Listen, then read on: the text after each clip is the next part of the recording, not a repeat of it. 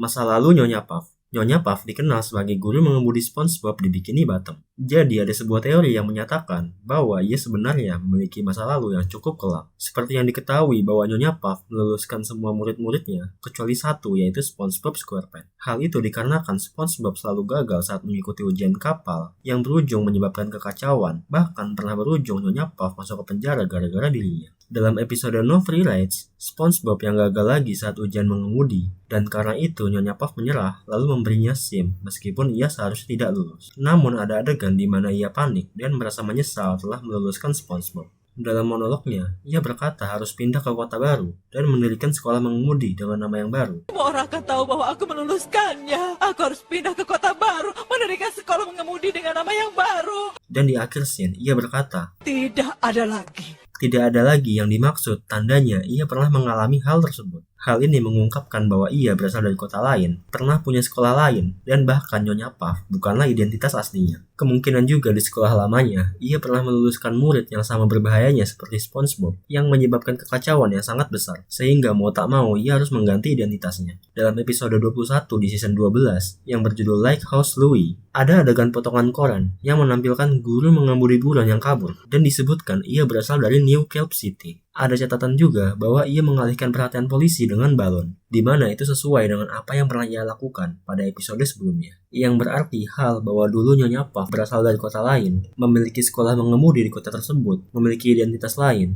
dan memiliki murid lama yang sama buruknya seperti SpongeBob adalah fakta yang benar. Illuminati. Ada teori konspirasi yang menyatakan bahwa beberapa adegan dari serial SpongeBob SquarePants dianggap menyisipkan simbol kelompok rahasia seperti Illuminati sebagai ajang untuk mempromosikannya. Salah satu yang paling sering dibahas ada di episode ketika Squidward Tentacle bergabung dengan sebuah perkumpulan bernama Cephalopod Lodge. Ia diam-diam pergi ke sebuah bangunan berbentuk piramida, tempat para anggota memakai jubah merah dan topi dengan simbol mata satu. Bentuk piramida dan lambang mata tunggal dianggap mirip dengan simbol All Saying A. Di dalam perkumpulan itu ada ritual peresmian berupa menghadapi ketakutan dan menerima sengatan belut listrik. Struktur kelompok yang tertutup, simbol mata, serta lokasi piramida membuat sebagian penonton mengaitkannya dengan organisasi dari Illuminati. Dalam episode lain seperti Good Night Mouse, SpongeBob dan Patrick terlihat menggunakan topi dengan simbol menyerupai mata tunggal. Ada juga gestur tangan tertentu yang dianggap menyerupai simbol satanik. Pada episode Hokus Pokus, mereka berjalan di atas lantai berpola papan catur menuju pintu dengan lambang mata satu. Mungkin hal-hal tersebut hanyalah selipan jokes semata, namun banyak orang yang mengaitkannya dengan teori konspirasi Illuminati. Teori narkoba. Jadi ada teori dari Reddit yang menyatakan bahwa di dalam Krabby Patty bukanlah makanan biasa, karena di dalamnya terdapat kandungan narkoba. Dasar dari teori ini berasal dari reaksi warga Bikini Bottom yang terlihat tidak wajar. Mereka rela antri panjang berjam-jam hanya untuk mendapatkan Krabby Patty. Lalu juga karakter seperti Squidward yang awalnya membenci Krabby Patty, tiba-tiba langsung menjadi terobsesi setelah mencicipinya sekali. Pola ini dianggap mirip seperti kecanduan narkoba.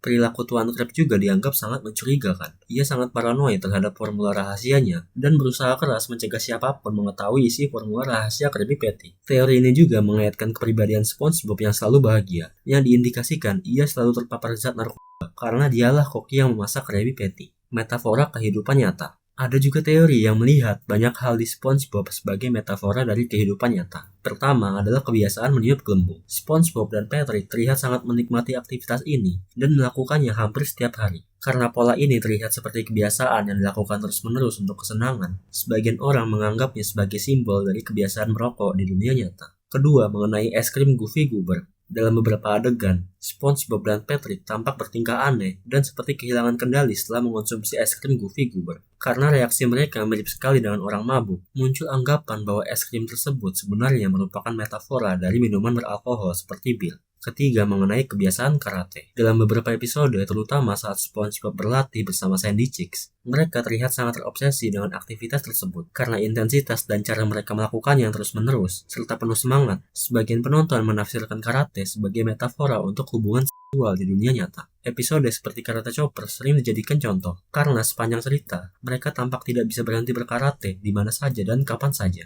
Selain itu, ada juga teori yang melihat dunia bawah laut mereka sebagai cerminan masyarakat modern. Setiap karakter dianggap mewakili peran sosial tertentu. SpongeBob dilihat sebagai pekerja polos yang tetap optimis, meski sering dimanfaatkan oleh atasannya. Squidward mencerminkan pekerja yang selalu burn out dan tidak bahagia dengan rutinitasnya. Tuan Crab dianggap sebagai simbol pemilik modal yang hanya fokus pada keuntungan saja. Plankton mewakili pekerja ambisius yang menghalalkan segala cara demi mendapatkan keuntungan. Sementara Patrick sering dilihat sebagai gambaran masyarakat yang apatis dan tidak peduli pada hal apapun. Restoran Krusty Krab pun sering ditafsirkan sebagai simbol sistem kerja modern. Tempat itu menunjukkan kerja keras yang tidak selalu berujung pada kemajuan, di mana loyalitas yang dibalas dengan gaji kecil, serta atasan yang lebih peduli pada profit dibandingin kesejahteraan karyawannya. Brazilian Defecation Broadcast. Teori SpongeBob Defecation Brazilian Broadcast menyebut adanya siaran aneh dari SpongeBob SquarePants yang dikabarkan tayang di Brazil menjelang Olimpiade 2016. Siaran tersebut menggunakan dub Portugis dan mengandung suara dengan frekuensi tertentu yang diduga memicu ratusan anak mengalami diare secara bersamaan sebelum acara Olimpiade dimulai. Ada juga klaim bahwa pemerintah Brazil menutupi insiden ini dan menghapus semua bukti seperti berita maupun video yang sempat beredar di media sosial. Versi lain dari cerita menyebut bahwa yang ditayangkan adalah episode bajakan dengan kesalahan audio. Dalam rumor tersebut, suara klarinet Squidward diganti dengan brown note, yaitu frekuensi suara yang secara mitos dipercaya dapat menyebabkan seseorang buang air besar tanpa kontrol. Cerita ini pertama kali muncul di forum internet pada 2018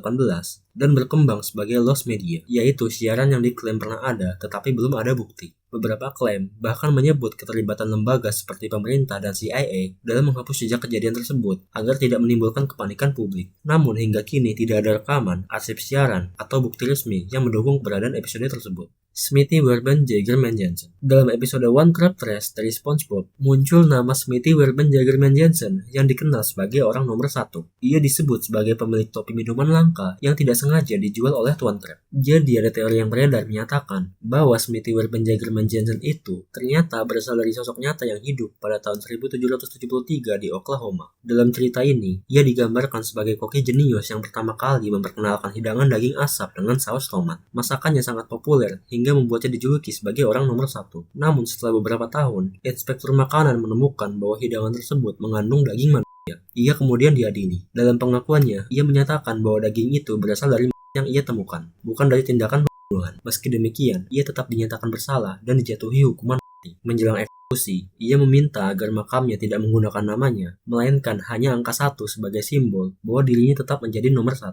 SpongeBob di dunia nyata. Pada 16 September 2021 di Michigan, Amerika Serikat, seorang ibu bernama Justin Johnson membunuh anaknya yang berusia 3 tahun, yaitu Sutton Musor. Kejadian ini terjadi 2 hari setelah ulang tahun sang anak. Dalam penyelidikan, Johnson mengaku bahwa sebelum kejadian, ia mendengar suara dari televisi saat tayangan SpongeBob sedang diputar. Ia mengatakan bahwa suara tersebut memerintahkannya untuk menyakiti anaknya dan mengancam akan membunuh Johnson jika ia tidak menuruti perintah itu. Menurut laporan, ia merasa ketakutan dan kehilangan kendali, lalu melakukan tindakan keji tersebut. Setelahnya, tubuh anaknya ditemukan di dalam kantong sampah oleh anggota keluarga yang kemudian memanggil polisi. Dalam pemeriksaan lebih lanjut, Johnson juga diketahui sedang mengalami putus zat dan menggunakan narkotika pada hari kejadian. Ia menyatakan bahwa dirinya tidak sepenuhnya mengingat peristiwa tersebut dan mengaku sempat mengalami kondisi seperti kehilangan kesadaran. Kasus ini kemudian memicu sebuah teori yang mengaitkan kalau SpongeBob itu dapat menanamkan pikiran ke seseorang yang menontonnya untuk melakukan pembunuhan. Karena pengakuan Johnson bahwa suara yang ia dengar berasal dari tayangan tersebut. Teori SpongeHands. Dalam serial SpongeBob SquarePants, terdapat sebuah teori gelap pada episode SpongeHands. Dalam episode ini, badai angin besar melanda Bikini Bottom. Angin yang masuk ke pori-pori SpongeBob menghasilkan suara yang menarik ubur-ubur hingga terus mengerumuninya dan mengganggu aktivitasnya. Untuk mengatasi hal itu, ia membuat replika batu dirinya di dalam gua. Setelah beberapa percobaan, ia berhasil membuat replika besar yang menghasilkan melodi lebih merdu, sehingga ubur-ubur beralih ke patung tersebut. Saat kembali ke kota, ia menemukan lingkungan Bikini Bottom sudah berubah. Restoran tempatnya bekerja terlihat kosong dan terkubur sebagian oleh pasir, dan seluruh kota tampak ditinggalkan tanpa ada satupun orang. Teori menyatakan bahwa badai besar sebenarnya telah menghancurkan Bikini Bottom dan menyebabkan semua penduduknya mati. SpongeBob menjadi satu-satunya orang yang tersisa, dan dalam kondisi sendirian dan kesepian tanpa adanya tujuan, ia memutuskan untuk mengakhiri